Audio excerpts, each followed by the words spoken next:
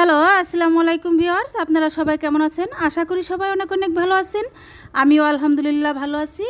আপনাদেরকে আজকে দেখাতে যাচ্ছি বোয়াল মাছের তেল ঝালের রেসিপি।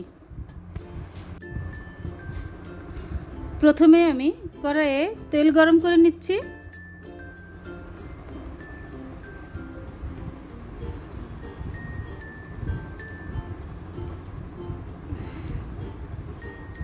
এখন আমি এর মধ্যে দিয়ে দিচ্ছি পেঁয়াজ বাটা।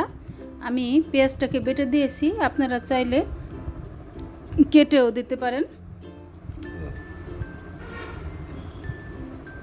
আসলে বেটে দিলে গ্রেভিটা অনেক সুন্দর হয়, এই জন্য আমি এভাবে দিয়েছি। পেঁয়াজের যাতে কাঁচা গন্ধটা না থাকে, আমি এই জন্য পেঁয়াজ বাটাটাকে সুন্দর করে একটু ভেজে নেব একটু সময় নিয়ে। দেখুন, এরকম তেল ছেড়ে দিলে লাল লাল হলে তখন বুঝবেন হয়ে গেছে। এখন আমি এর মধ্যে দিয়ে দিচ্ছি আদা বাটা, রসুন বাটা, জিরে বাটা,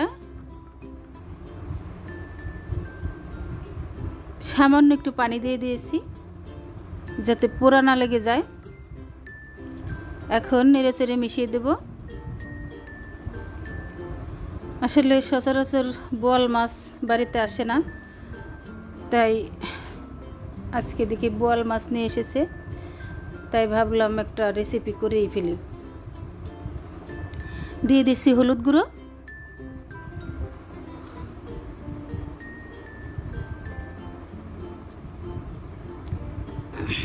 দিয়ে দিচ্ছি লাল মরিচের গুঁড়ো, দিয়ে দিচ্ছি স্বাদ মতো নুন,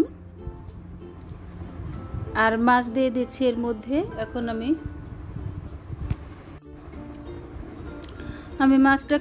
মশলাটাকে সুন্দর করে কষিয়ে নিয়ে মাছটা এর মধ্যে দিয়ে দিচ্ছি। এখন অল্প পরিমাণে একটু পানি দিয়ে এটাকে সুন্দর করে আরও কষিয়ে নেব।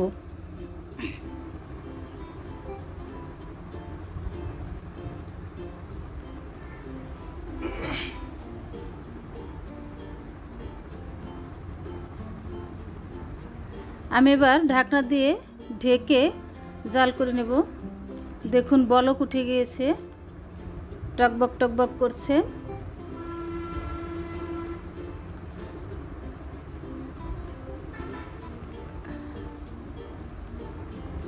নেড়ে চেড়ে দিচ্ছি।